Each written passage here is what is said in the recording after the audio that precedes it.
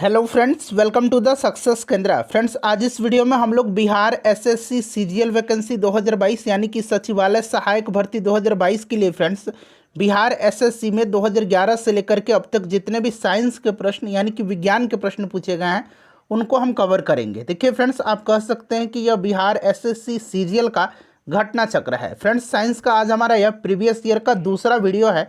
इससे पहले ऑलरेडी मैंने आपको एक वीडियो कवर कराया हुआ था। देखिए, इसी प्रकार से हमने सभी सब्जेक्ट्स को अलग अलग वीडियो में कवर किया हुआ है। हिस्ट्री को अलग वीडियो में, पॉलिटी को एक अलग वीडियो में, ज्योग्राफी को अलग वीडियो में, और फ्रेंड्स पुस्तक और उनके लेखक से संबंधित जितने भी प्रश्न पूछे गए हैं उनको एक अलग वीडियो में हमने कवर किया हुआ है। क्योंकि साइंस में प्रश्नों की संख्या ज़्यादा होती है फ्रेंड्स, इसीलिए हम लोग साइंस को पार्ट वाइज कवर करेंगे। आज हमारा यह दूसरा पार्ट है। पहला हमने ऑलरेडी कवर कर लिया था। तो चलिए फ्रेंड्स, बिना देरी किए हुए सेशन आज का स्टार्ट करते हैं। फ्रेंड्स, प्लीज़ पहले वीडियो को लाइक कर दीजिएगा और जब सेशन समाप्त होगा तो इसको शेयर भी ज़रूर कर दीजिएगा।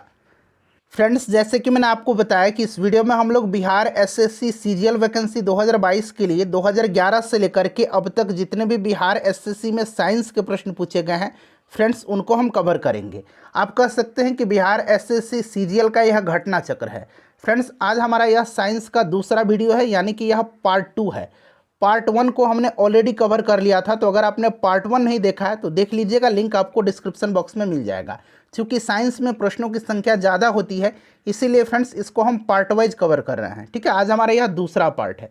चलिए फ्रेंड्स, सेशन आज का स्टार्ट करते हैं। फ्रेंड्स, प्लीज़ पहले वीडियो को लाइक कर दीजिएगा। इस वीडियो को बनाने में 3 से 4 घंटे का समय लगा है। सो फ्रेंड्स, प्लीज़ लाइक ज़रूर कर दीजिएगा।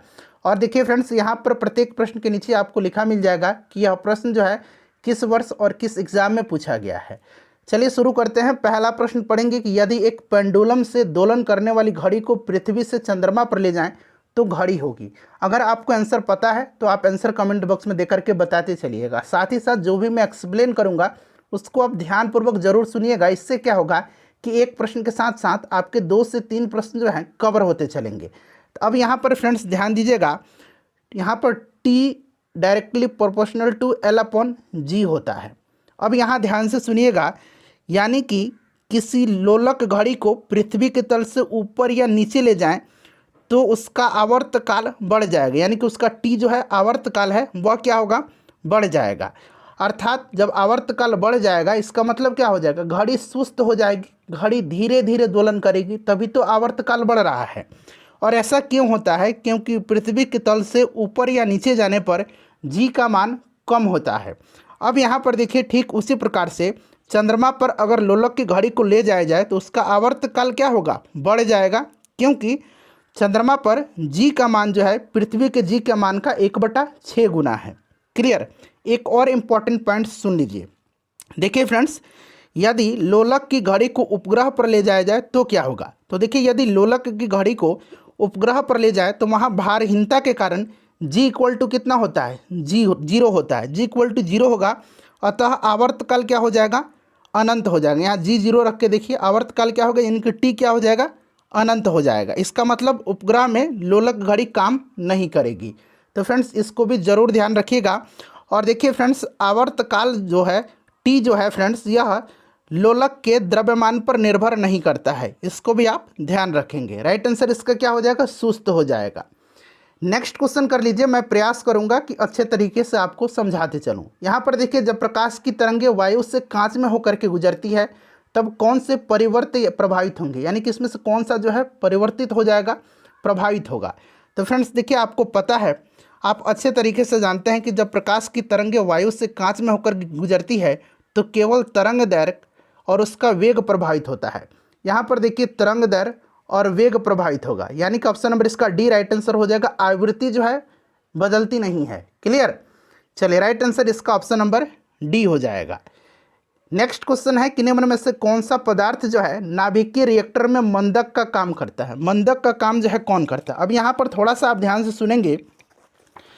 देखिए फ्रेंड्स, अगर हम बात करें तो नाभिकीय रिएक्टर के द्वारा नाभिकीय ऊर्जा को रचनात्मक कार्यों के प्रयोग में लाया जाता है। यह एक ऐसी युक्ति है जिसमें यूरेनियम 235 का जो है 235 का नियंत्रण विखंडन कराया जाता है। क्लियर।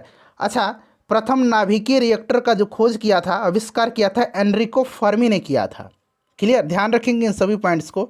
और देखिए फ्रेंड्स, विखंडन अभिक्रिया में उत्पन्न न्यूट्रॉनों का गति जो होता है काफ़ी तीव्र होता है। इन न्यूट्रॉनों की गति को मंदित करने के लिए भारी जल यानी कि D2O या फिर ग्रेफाइट का इस्तेमाल मंदक के रूप में, मॉडरेटर के रूप में किया जाता है। तो यहाँ पर देखिए भारी जल दिया गया है, ऑप्शन नंबर इसका बी, सॉरी भारी जल यहाँ पर दिया गया, ऑप्शन नंबर बी इसका राइट आंसर हो जाएगा। ठीक है, ये भारी हाइड्रोजन है, भारी जल, D2O इसका राइट आंसर हो जाएगा, ध्यान रखेंगे। ठीक है, उसके बाद अगर हम बात करें कि फ्रेंड्स विखंडन की श्रृंखला को नियंत्रित रखने के लिए कैडमियम या बोरोन की लंबी छड़ों का प्रयोग किया जाता है। ये छड़ें जो हैं नियंत्रक छड़ें कहलाती हैं।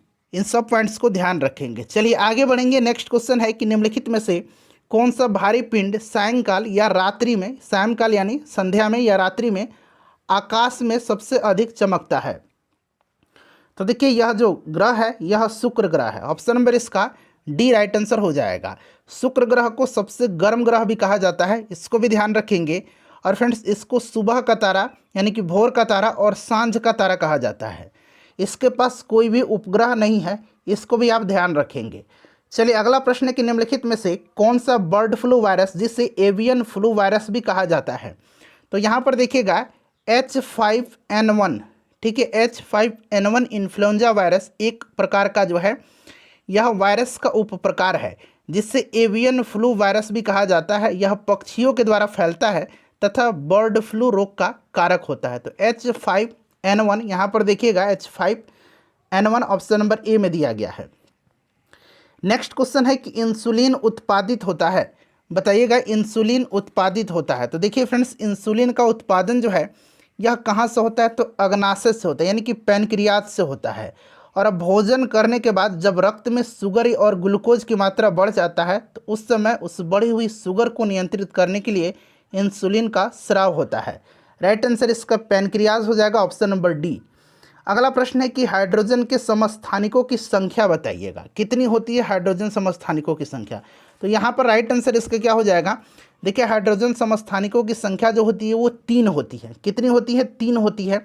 कौन कौन से हैं, तो नाम भी सुनिएगा, प्रोटियम, ड्यूटेरियम और ट्राइटियम। यहाँ मैं लिखता हूँ, ठीक है, ये है आपका प्रोटियम, ये है ड्यूटेरियम और फ्रेंड्स ये जो है यह है ट्राइटियम। अब यहाँ पर ध्यान दीजिए, हाइड्रोजन के इन तीनों समस्थानिक में एक प्रोटॉन और एक इलेक्ट्रॉन होता है, दिख रहा है आपको। लेकिन इसमें देखिए न्यूट्रॉन 0 होगा, इसमें न्यूट्रॉन 1 होगा और इसमें न्यूट्रॉन की संख्या कितनी होगी, 2 होगी, ध्यान रखेंगे। और यूरेनियम का ये जो समस्थानिक है जिसको कि हम लोग क्या करते हैं, जिसको हम लोग कहते हैं, बताइए, अभी मैंने बताया है ट्राइटियम, ठीक है, यह जो है रेडियो सक्रियता प्रदर्शित करता है। तो ये सब ध्यान रखेंगे। हाइड्रोजन को भविष्य का ईंधन भी कहा जाता है। राइट आंसर इसका 3 हो जाएगा। फ्रेंड्स इसी प्रकार से हमने सभी सब्जेक्ट्स को, हिस्ट्री को अलग वीडियो में, पॉलिटी को अलग वीडियो में, ज्योग्राफी को अलग वीडियो में और 2011 से अब तक पुस्तक और लेखक से संबंधित जितने प्रश्न पूछे गए हैं उनको अलग वीडियो में कवर किया हुआ है।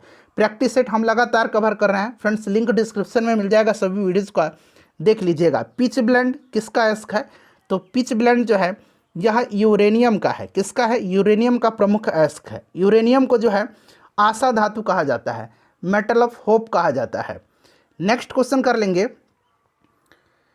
कि यदि एक अवतल दर्पण में वस्तु एवं प्रतिबिंब दोनों वक्रता केंद्र पर हो तो प्रतिबिंब कैसा होगा। अच्छा, अवतल दर्पण कहा गया, अवतल दर्पण में यदि वस्तु वक्रता केंद्र पर है तो इसका प्रतिबिंब भी वक्रता केंद्र पर बनेगा। और किस प्रकार से बनेगा, तो यहाँ पर पूछा गया आपसे। तो देखिए यह जो प्रतिबिंब होगा ये वस्तु के समान आकार का होगा लेकिन उल्टा तथा वास्तविक बनेगा। इसकी प्रकृति कैसी होगी, तो उल्टा होगा और वास्तविक होगा। चलिए राइट आंसर इसका क्या हो जाएगा, वस्तु के समान आकार का, ऑप्शन नंबर इसका सी राइट आंसर हो जाएगा। उसके बाद देखिए विटामिन ए मुख्यतः कहाँ संग्रहित होता है। तो फ्रेंड्स ये आपको पता है कि विटामिन का संग्रहण कहाँ पर होता है, तो फ्रेंड्स ये लीवर में होता है, ठीक है, विटामिन ए का। अच्छा, विटामिन ए का रासायनिक नाम क्या है, तो विटामिन ए का जो रासायनिक नाम है यह रेटिनॉल है। क्या है, रेटिनॉल है। गाजर, हरी पत्तेदार सब्जियां, उसके बाद अगर बात करें दूध, कॉड लिवर वायर, इन सब का यह प्रमुख स्रोत है विटामिन ए। और देखिए विटामिन ए की कमी से क्या होता है, रतौंधी होता है और जीरोप्लैथेलमिया नामक रोग होता है। राइट आंसर इसका यकृत हो जाएगा, लीवर। उसके बाद देखिए मादा क्यूलेक्स मच्छर निम्नलिखित में से किस रोग की वाहक है। तो मादा क्यूलेक्स जो होता है यह फाइलेरिया रोग का, option number B right answer हो जाएगा। मलेरिया आपको पता है कौन से मच्छर के काटने से होता है, मादा एनोफिलीज मच्छर के काटने से। चलिए, रिंग वर्म या दांत जो होता है ये कवक के कारण होता है। अगला प्रश्न कर लेंगे कि थायराइड ग्रंथि का स्थान कहाँ है। थायराइड ग्रंथि अवटु ग्रंथि इसको कहा जाता है। यह मानव शरीर में पाई जाने वाली एक अंतःस्रावी ग्रंथि है और फ्रेंड्स यह जो है यह गले में स्वर यंत्र के नीचे स्थित होती है, यानी कि गला इसका राइट आंसर हो जाएगा, ऑप्शन नंबर बी। ठीक है, इसका जो प्रमुख कार्य है ये मेटाबॉलिज्म यानी कि चयापचय क्रिया में थायराइड ग्रंथि का विशेष योगदान होता है इसका। उसके बाद चलिए अगला प्रश्न है कि निम्नलिखित में से कौन पोलियो का कारण है। तो पोलियो जो होता है यह होता है वायरस के कारण। किसके कारण होता है फ्रेंड्स? पोलियो जो होता है वायरस के कारण होता है। अच्छा, पोलियो के टीका का खोज किसने किया था, ये भी पूछा जाता है। तो पोलियो के टीका का खोज जो है यह किया था किसने, बताइए। पोलियो ड्रॉप पूछा जाता है। पोलियो ड्रॉप के खोज किया था अल्बर्ट सैबिन ने। और पोलियो का टीका जो है इसका खोज किसने किया था, बता दीजिएगा आप मुझे कमेंट करके। ठीक है, पोलियो ड्रॉप का मैंने बता दिया अल्बर्ट सैबिन, और पोलियो की टीका का खोज किसने किया था ये आप कमेंट करके बताइएगा। ऑप्शन नंबर इसका बी राइट आंसर हो जाएगा। चलिए, रेबीज़ के टीका का खोज लुई पास्चर ने किया था। उसके बाद देखिएगा कि एलिसा जांच किस रोग की पहचान करती है। एलिसा का फुल फॉर्म भी आपको याद रखना है। इसका फुल फॉर्म क्या होता है, तो एंजाइम लिंक्ड इम्यूनोसॉर्बेंट एसे। यहाँ में एंजाइम लिंक्ड तो आपको पता है, इम्यूनोसॉर्बेंट, ठीक है, एसे। यह जो जांच किया जाता है यह एड्स रोग का पता लगाने के लिए किया जाता है। तो राइट आंसर इसका एड्स हो जाएगा, option number D right answer हो जाएगा। एड्स जो होता है ये वायरस से होता है, आपको भी पता है। चलिए, HIV में। उसके बाद देखिएगा कि 3 तत्व जिनका उपयोग रासायनिक उर्वरकों में सर्वाधिक किया जाता है। तो NPK आपको पता है, N से नाइट्रोजन, P से फास्फोरस और K से पोटेशियम। तो यहाँ पर देखिए नाइट्रोजन, पोटेशियम और फास्फोरस, यानी कि ऑप्शन नंबर इसका बी हो जाएगा करेक्ट आंसर। देखिए, किसी प्रश्न में अगर गलती से मैंने कुछ गलती बता दिया तो प्लीज़ आप कमेंट करके बताइएगा। पेनिसिलिन की खोज किसने किया था? अच्छा देखिए, पेनिसिलिन की खोज जो है ना ये कब किया गया था और किसने किया था और उनको नोबेल प्राइज़ कब दिया गया था, ये सब ध्यान रखना है। तो पेनिसिलिन की खोज जो है 1928 में किया था। किसने? तो अलेक्जेंडर फ्लेमिंग ने। ठीक है, और इसी के लिए इनको नोबेल पुरस्कार दिया गया था 1945 में। तो ये सब आपको ध्यान रखना है। चलिए, अगला प्रश्न कर लेंगे कि निम्नलिखित में से गलत युग्म को चिन्हित करें। देखिए, ये बिहार सेकंड सीजीएल मेंस 2016 में प्रश्न पूछा गया। यहाँ गलत पूछा गया है कि सुमेलित करना है आपको। देखिए, मैडम क्यूरी डायनामाइट का खोज ये डायरेक्ट गलत हो गया, क्योंकि डायनामाइट की खोज किया था अल्फ्रेड नोबेल ने। उसके बाद बाकी सभी जो हैं ये सही दिए गए हैं। ठीक है, तो पूछा गया है कि गलत इसमें से आपको पहचानना है, तो option number A right answer हो जाएगा। ध्यान रखेंगे, क्लियर। चलिए आगे बढ़ेंगे, नेक्स्ट क्वेश्चन कर लेंगे। अगला प्रश्न है हमारा कि इलेक्ट्रिक बल्ब में फिलामेंट बना होता है। तो इलेक्ट्रिक बल्ब का फिलामेंट जो है ये टंगस्टन का बना होता है। किसका बना होता है फ्रेंड्स? टंगस्टन का बना होता है। चलिए आगे बढ़ेंगे, नेक्स्ट क्वेश्चन है कि अम्ल वर्षा किनके द्वारा होने वाले पर्यावरण प्रदूषण के कारण होती है। अम्ल वर्षा सल्फर डाइऑक्साइड और नाइट्रस ऑक्साइड वायुमंडल में अम्ल उत्पन्न करने के लिए जल के अणुओं के साथ अभिक्रिया करते हैं। सल्फर डाइऑक्साइड यानी कि SO2 और फ्रेंड्स नाइट्रोजन का ऑक्साइड, ठीक है, मुख्य प्रदूषक है जिनके कारण अम्लीय वर्षा होती है। तो इसका राइट आंसर क्या हो जाएगा, बताइए। राइट आंसर इसका क्या हो जाएगा? पूरा ऑप्शन देखिए, नाइट्रस ऑक्साइड और सल्फर डाइऑक्साइड। चलिए अगला प्रश्न है कि क्लोरोफिल एवं हीमोग्लोबिन में क्रमशः युक्त है, यानी कि क्लोरोफिल में कौन सी धातु पाई जाती है और हीमोग्लोबिन में कौन सी धातु पाई जाती है। देखिए, क्लोरोफिल में जो है ना मैग्नीशियम पाया जाता है और हीमोग्लोबिन में लोहा पाया जाता है। तो यहाँ पर देखिए मैग्नीशियम और लोहा दिया गया, यानी कि ऑप्शन नंबर इसका सी राइट आंसर होगा। उसके बाद देखिए, वनस्पति तेल के वनस्पति घी बनाने हेतु किस गैस का उपयोग किया जाता है। ये प्रश्न 3 से 4 बार पूछा गया है बिहार SSC में। ध्यान रखेंगे फ्रेंड्स, इसमें क्या होता है तो देखिए, निकल उत्प्रेरक की उपस्थिति में जो है वनस्पति तेलों जैसे कि मूंगफली का तेल, बिनौले का तेल, नारियल का तेल, इन सब का जो है वनस्पति घी के रूप में इसको जमाया जाता है। और यह क्रिया जो है तेलों के हाइड्रोजनीकरण उत्प्रेरक के रूप में जानी जाती है। इसमें जो है किसका इस्तेमाल किया जाता है, तो हाइड्रोजन का इस्तेमाल किया जाता है। ऑप्शन नंबर ए जो होगा इसका राइट आंसर हो जाएगा। ठीक है, चलिए आगे बढ़ेंगे, याद रखेंगे इसको। उसके बाद देखिए, इसका ऑक्सीकरण संख्या सदैव जो है 1 होता है। बताइए राइट आंसर इसका क्या होगा। इंपॉर्टेंट क्वेश्चन है, ध्यान से आप इसका आंसर दीजिएगा। अब फ्रेंड्स देखिए ध्यान से सुन लीजिएगा, इसमें जो पूछा गया है कि ऑक्सीकरण अंक यानी कि ऑक्सीडेशन नंबर, इसमें एक जो होता है ये सदैव जो होता है ये किसका होता है? तो राइट आंसर इसका ऑप्शन नंबर ए हो जाएगा, फ्लोरीन का। ठीक है, चलिए सर्वाधिक ऋण वैद्युत तत्व होने के कारण फ्लोरीन की ऑक्सीकरण संख्या सदैव जो है 1 होती है। चलिए आगे बढ़ेंगे, -1 दिया गया। चलिए आगे बढ़ेंगे कि CO2 के 1 मोल में होते हैं, 1 मोल में होता है। तो देखिए CO2 यानी कि कार्बन डाइऑक्साइड के एक अणु में 6 गुना 10 के पावर 23 कार्बन परमाणु होते हैं। यह संख्या जो है एवोगाद्रो संख्या कहलाती है। 6 गुना 10 के पावर 23, यहाँ पर देखिएगा 6 के गुना, ऑप्शन नंबर इसका डी राइट आंसर हो जाएगा। ठीक है, 6 गुना 10 के पावर 23 कार्बन परमाणु, यानी कि इसका ऑप्शन नंबर कितना सही हो जाएगा? ऑप्शन नंबर इसका डी जो होगा ये आपका करेक्ट हो जाएगा। चलिए आगे बढ़ेंगे, नेक्स्ट क्वेश्चन कर लेंगे। अगला प्रश्न है हमारा कि इसकी पोषण विधि होलोफाइटिक है। होलोफाइटिक जो है, होलोफाइटिक न्यूट्रिशन, यह जो है स्वपोषी पोषण के समान है, जिसमें कार्बनिक कच्ची सामग्रियों को सौर ऊर्जा की सहायता से कार्बनिक अवस्था में परिवर्तित करने के लिए बाहर से प्राप्त किया जाता है। और इस प्रकार का पोषण जो है यूग्लिना में होता है। ठीक है, होलोफाइटिक किस में होता है? यूग्लिना में। क्लियर। चलिए पादप संघ में ये होता है। यह श्वसन श्रृंखला का उपयोग कर पादप कोशिकाओं में ऊर्जा का उत्पाद करता है। तो देखिए माइटोकॉन्ड्रिया जो है यह श्वसन श्रृंखला को इस्तेमाल करके पादप कोशिकाओं में ऊर्जा का उत्पाद करता है। माइटोकॉन्ड्रिया को आपको पता है कि कोशिका का पावर हाउस कहा जाता है। Option number B. राइबोसोम को कोशिका की प्रोटीन फैक्ट्री कहा जाता है और लाइसोसोम को आत्महत्या की थैली कहा जाता है। चलिए उसके बाद देखिएगा बोरेक्स किसका अयस्क है? बोरेक्स जो है यह किसका अयस्क है? बताइए राइट आंसर इसका क्या होगा? तो देखिए फ्रेंड्स बोरेक्स जो है ना यह किसका अयस्क है? तो बोरेक्स जो है यह अयस्क है सोडियम का। ठीक है, याद रखेंगे किसका अयस्क है? सोडियम का अयस्क है बोरेक्स। बोरेक्स जिसे सोडियम बोरेट या सोडियम टेट्राबोरेट के रूप में भी जाना जाता है, यह सोडियम का है। उसके बाद देखिएगा कि निम्नलिखित में से कौन मनुष्य के शरीर में स्थित दूसरी सबसे लंबी ग्रंथि है? यकृत मानव शरीर में सबसे बड़ी ग्रंथि है और सबसे बड़ा आंतरिक अंग भी है। लीवर के बाद दूसरी सबसे बड़ी ग्रंथि अग्नाशय है। राइट आंसर इसका अग्नाशय हो जाएगा। Option number D right answer इसका हो जाएगा। उसके बाद देखिए वायु प्रदूषक का सूचक कौन सा है? वायु प्रदूषक का सूचक जो है ये लाइकेन होता है। Option number A right answer हो जाएगा। चलिए उसके बाद देखिएगा किस कारण समुद्र नीला दिखाई देता है? समुद्र नीला दिखाई जो देता है यह किस कारण से दिखाई देता है?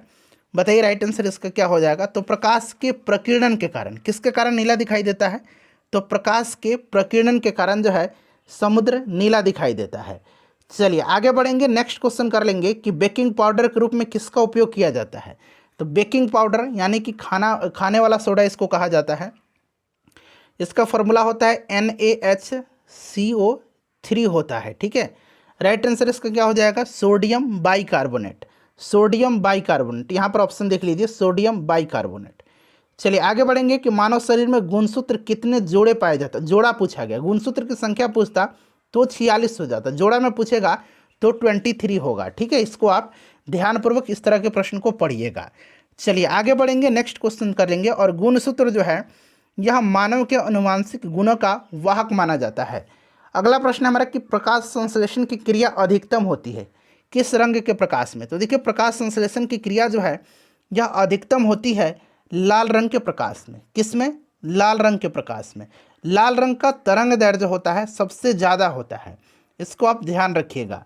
लाल रंग इसका राइट आंसर हो जाएगा। काला जार किस कारण होता है? देखिए काला जार जो है जिसको काला बुखार या डमडम बुखार कहा जाता है। ठीक है, डमडम बुखार, इसको काला बुखार या डमडम बुखार भी कहा जाता है। और यह जोनस लिस्मेनिया के प्रोटोजोआ परजीवी के कारण होने वाली बीमारी है। यहाँ पर देखिएगा लिस्मेनिया, प्रोटोजोआ याद रखेंगे। उसके बाद देखिए रक्त के थक्का को जमाने में क्या मदद करता है? तो फ्रेंड्स यह मदद करता है, देखिए आपको तो यहाँ पता हो जाएगा कि यह जो है प्लेटलेट्स है। अगर फ्रेंड्स इस प्रकार से दे दिया जाता थ्रोम्बोसाइट, थ्रोम्बोसाइट, ठीक है यहाँ मैं लिखता हूँ थ्रोम्बोसाइट्स, तब आप क्या करते हैं? देखिए ये जो है रक्त प्लेटलेट्स यानी कि प्लेटलेट्स जिसको थ्रोम्बोसाइट्स भी कहा जाता है। तो ये आप थ्रोम्बोसाइट्स ही अब ध्यान रखेंगे। अब प्लेटलेट्स ऑप्शन में कम देखने को मिलेगा, ज़्यादा अब थ्रोम्बोसाइट्स पूछा जाएगा, ठीक है। तो राइट आंसर इसका रक्त प्लेटलेट्स हो जाएगा, ध्यान रखिएगा। क्लियर। चलिए आगे बढ़ेंगे, नेक्स्ट क्वेश्चन कर लेंगे फ्रेंड्स। अगला प्रश्न है हमारा कि पेप्सिन एंजाइम पाया जाता है। अब यहाँ पर ध्यान से सुनिएगा, पेप्सिन जो होता है ना, यह क्या करता है। तो पेप्सिन जो एंजाइम है, यह गैस्ट्रिक जूस में एक शक्तिशाली एंजाइम है जो मांस, अंडे, बीज या डेयरी उत्पादों में पाए जाने वाले प्रोटीन को पचाता है। यह पेट यानी कि आमाशय में उत्पन्न होता है और मनुष्य और कई अन्य जानवरों में पाचन तंत्र में पाए जाने वाला यह एक प्रमुख एंजाइम है। पेप्सिन के प्रो एंजाइम पेप्सिजोन को पेट के दीवार में मुख्य कोशिकाओं द्वारा स्रावित किया जाता है। यहाँ पर देखिएगा आमाशयिक रस में जो है यह पेप्सिन जो है पाया जाता है। और देखिए ट्रिप्सिन पाया जाता है अग्नाशय में। ट्रिप्सिन जो होता है ना, ये भी पूछा जाता है, ट्रिप्सिन पाया जाता है अग्नाशय में और पेप्सिन आमाशय में पाया जाता है, आमाशयिक रस में। चलिए आगे बढ़ेंगे कि जरा दृष्टि दोष के उपचार में किस दर्पण का उपयोग किया जाता है। जरा दृष्टि दोष बताइए। तो देखिए जरा दृष्टि दोष को ठीक करने में जो है किसका इस्तेमाल किया जाता है। तो फ्रेंड्स इसमें किया जाता है बाइफोकल लेंस का, जिसमें दोनों प्रकार के लेंस होते हैं, उत्तल और अवतल दोनों होते हैं, बाइफोकल। तो राइट आंसर इसका हो जाएगा बाइफोकल लेंस, ऑप्शन नंबर इसका डी हो जाएगा। चलिए यह जो है जरा दृष्टि दोष, यह उम्र से संबंधित एक स्थिति है और इस स्थिति में आँख का लेंस आकार को आसानी से नहीं बदलता है, जिसमें पढ़ने और देखने में मुश्किल होती है। और यह उन आँखों में देखा जाता है जो मायोपिया के साथ साथ हाइपरमेट्रोस्पिया से भी ग्रसित होते हैं, इसलिए बाइफोकल का इस्तेमाल किया जाता है। उत्तल और अवतल इसमें दोनों होते हैं। उसके बाद देखिए ट्यूबलाइट के अंदर किसका मिश्रण होता है। पूरा ऑप्शन एक बार देख लीजिए, ट्यूबलाइट के अंदर किसका मिश्रण होता है बताइए। तो देखिए ट्यूबलाइट में निष्क्रिय गैस मरकरी वेपर और आर्गन की मिश्रण होती है। तो यहाँ पर देखिएगा मरकरी वेपर और आर्गन का, यानी कि ऑप्शन नंबर इसका ए राइट आंसर हो जाएगा। एक्सरे एक उदाहरण है, एक्सरे एक उदाहरण है बताइए। अच्छा एक्सरे की खोज किसने किया था। तो रोंगजन ने किया था, ठीक है, आपको भी याद होगा रोंगजन ने किया था। और देखिए फ्रेंड्स यहाँ पूछा गया एक्सरे क्या है। तो यह विद्युत चुंबकीय तरंग है, यह चिकित्सा के निदान के लिए सर्वाधिक प्रयोग इसका किया जाता है और यह एक प्रकार का आयनीकरण विकिरण है, इसलिए यह खतरनाक भी है। तो राइट आंसर इसका हो जाएगा विद्युत चुंबकीय तरंग, option number A. Next question है हमारा कि सोलर कुकर में किसका इस्तेमाल किया जाता है, किसका प्रयोग किया जाता है। तो सोलर कुकर में अवतल दर्पण का इस्तेमाल किया जाता है। उसके बाद देखिए मेंडलीव की आवर्त सारणी में ऊर्ध्वाधर कॉलम को क्या कहा जाता है। मेंडलीव की जो आवर्त सारणी है इसमें ऊर्ध्वाधर कॉलम को, अब यहाँ पर ध्यान सुनिएगा, ऊर्ध्वाधर पूछा गया आपसे, ठीक है। तो देखिए यहाँ पर आप ध्यान देंगे मेंडलीव का जो आवर्त सारणी है ना, इसमें देखिए फ्रेंड्स उदग्र यानी कि वर्टिकल और क्षैतिज यानी कि हॉरिजॉन्टल दो प्रकार की कॉलम होती है, कतारें हैं। उदग्र कतारों को वर्ग ग्रुप कहा जाता है, उदग्र कतार को क्या कहा जाता है, ग्रुप कहा जाता है, और क्षैतिज कतारों को आवर्त यानी कि पीरियड कहा जाता है। तो बताइए इसका राइट आंसर क्या होगा। इसका जो राइट आंसर हो जाएगा फ्रेंड्स वो आपका हो जाएगा समूह कहा जाता है, ऑप्शन नंबर ग्रुप कहा जाता है, याद रखेंगे। चलिए आगे बढ़ेंगे, नेक्स्ट क्वेश्चन कर लेंगे। अगला प्रश्न है कि बैगनी रंग का तरंग दैर्घ्य होता है। तो बैगनी रंग का तरंग दैर्घ्य जो है यह सबसे कम होता है। क्या होता है, सबसे कम होता है। सबसे ज़्यादा तरंग दैर्घ्य जो होता है लाल रंग का होता है। चलिए अगला प्रश्न है हमारा कि निम्नलिखित में से सबसे भारी तत्व कौन सा है। निम्नलिखित पूछा गया है तो ऑस्मियम हो जाएगा राइट आंसर इसमें। चलिए नेक्स्ट क्वेश्चन कर लेंगे कि ट्रांसफार्मर का उपयोग किया जाता है। ट्रांसफार्मर का उपयोग किया जाता है। देखिए ट्रांसफार्मर ऐसी युक्ति है जिसमें बिना विद्युत शक्ति नष्ट किए हुए प्रत्यावर्ती धारा की विद्युत वाहक बल का मान बढ़ाया या घटाया जा सकता है। यह विद्युत चुंबकीय प्रेरण के सिद्धांत पर कार्य करता है, ठीक है। इसमें डायरेक्ट करंट का इस्तेमाल नहीं किया जाता है, प्रत्यावर्ती धारा हो जाएगा इसका राइट आंसर।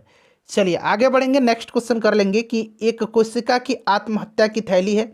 तो अभी मैंने बताया कोशिका की आत्महत्या की थैली कहा जाता है लाइसोसोम को, राइबोसोम को प्रोटीन की फैक्ट्री, माइटोकॉन्ड्रिया को पावर हाउस और गोल्जिकाय को यातायात प्रबंधन कहा जाता है कोशिका का। उसके बाद देखिए निम्नलिखित में से कौन सा लौह अयस्क जो है सर्वोत्तम गुणवत्ता वाला है। सभी लौह अयस्क हैं और इसमें से जो मैग्नेटाइट है यह सर्वाधिक गुणवत्ता वाला होता है। उसके बाद देखिए निम्न में से कौन सा जीवाश्मी ईंधन नहीं है। बताइए इसमें से पूछा गया है कि कौन सा जो है इसमें से जीवाश्मी ईंधन नहीं है। बताइए राइट आंसर इसका क्या हो जाएगा। तो यहाँ पर फ्रेंड्स आप ध्यान देंगे, इसमें पूछा गया कि कौन सा जीवाश्मी ईंधन नहीं है। तो सबसे पहले तो आप सभी ऑप्शन को ध्यान से पढ़िए, फिर आप आंसर बताइए। देखिए फ्रेंड्स, इसमें से जो जीवाश्मी ईंधन नहीं है वह कौन सा हो जाएगा। तो यहाँ पर देखिएगा, इसका राइट आंसर जो हो जाएगा वो आपका परमाणु ऊर्जा हो जाएगा। परमाणु ऊर्जा जो है यह जीवाश्मी ईंधन नहीं है, ठीक है, याद रखेंगे। चलिए बाकी देखिए, पेट्रोलियम, कोयला, प्राकृतिक गैस, ये सभी जीवाश्मी ईंधन है। निम्नलिखित में से कौन सा ऊर्जा का स्रोत गैर नवीकरणीय है। गैर नवीकरणीय यहाँ पर पूछा गया है, बताइए इसका राइट आंसर क्या हो जाएगा। तो देखिए यहाँ पर ध्यान देंगे, ऐसे ऊर्जा संसाधन जिनके भंडार पृथ्वी पर सीमित हैं और जिनका प्राकृतिक क्रियाओं द्वारा पुनरुत्पादन नहीं हो सकता है, उनको नॉन रिन्यूएबल एनर्जी रिसोर्स कहा जाता है, यानी कि गैर नवीकरणीय ऊर्जा के स्रोत कहा जाता है। कोयला, पेट्रोलियम, प्राकृतिक गैस, नाभिकीय ऊर्जा, ये सब आते हैं। तो यहाँ पर देखिए कोयला दिया गया है। बाकी ये देखिए नवीकरणीय ऊर्जा है, ठीक है, यानी कि रिन्यूएबल एनर्जी रिसोर्स हैं ये। उसके बाद देखिए इंसुलिन तथा ग्लूकेगॉन हार्मोन शरीर में किससे स्रावित होता है। तो देखिए फ्रेंड्स, इंसुलिन हार्मोन का उत्पादन जो होता है यह आपको पता है कि पैनक्रियाज से होता है, और ग्लूकेगॉन का भी पैनक्रियाज से ही होगा। अग्नाशय इसका राइट आंसर हो जाएगा, ठीक है। चलिए उसके बाद नेक्स्ट क्वेश्चन कर लेंगे कि माँ के दूध में पाया जाने वाला जो प्रतिरक्षी है वो कौन सा है। तो फ्रेंड्स ये ऑप्शन नंबर ए हो जाएगा, IgA। नेक्स्ट क्वेश्चन है कि यदि विद्युत प्रतिरोध कम करना हो तो प्रतिरोधों की संख्या को किस क्रम में हम जोड़ना चाहिए हमें, बताइए राइट आंसर इसका क्या हो जाएगा। तो देखिए फ्रेंड्स, इसका जो राइट आंसर हो जाएगा वो कौन सा हो जाएगा, अगर हमको कम प्रतिरोध चाहिए तो किस क्रम में हमको जोड़ना चाहिए। देखिए प्रतिरोधों को श्रेणी क्रम में संयोजन के पश्चात जो है परिणामी प्रतिरोध का मान समानांतर क्रम में संयोजन के परिणामी प्रतिरोध के मान से बड़ा होता है। अतः ऊर्जा की खपत को कम करने के लिए प्रतिरोध को समानांतर क्रम में जोड़ना चाहिए, ऑप्शन नंबर बी होगा। उसके बाद देखिएगा कि हल्दी पौधे के इस भाग से प्राप्त किया जाता है, तो यह तना से प्राप्त किया जाता है। उसके बाद देखिए पीलिया रोग से रुधिर में निम्न में से किसकी मात्रा बढ़ जाती है, बताइए इसका राइट आंसर क्या हो जाएगा। पीलिया रोग में जो है किसकी मात्रा बढ़ जाती है। तो देखिए पीलिया में जो होता है ना, यह यकृत से संबंधित, लीवर से संबंधित रोग है, और यह जो होता है इसमें यकृत संक्रमित होता है, और इसमें रक्त में बिलिरुबिन की मात्रा बढ़ जाती है। बिलिरुबिन हो जाएगा राइट आंसर। उसके बाद देखिए कौन सी सबसे बड़ी ग्रंथि है, तो मैंने बताया आपको कि लीवर जो है, यकृत जो है, यह मानव शरीर की सबसे बड़ी ग्रंथि है। कभी कभी आपको जिगर भी मिलेगा, तो लीवर जिगर एक ही बात है। चलिए उसके बाद देखिएगा कि बिजली के हीटर में कौन सी सामग्री जो है प्रयुक्त होती है, इसका आंसर आप कमेंट करके बताइए। सेशन कैसा लगा है फ्रेंड्स बताइएगा, वीडियो को लाइक कर दीजिए और इसे शेयर कर दीजिएगा। पार्ट 1 जरूर देख लीजिएगा इसका।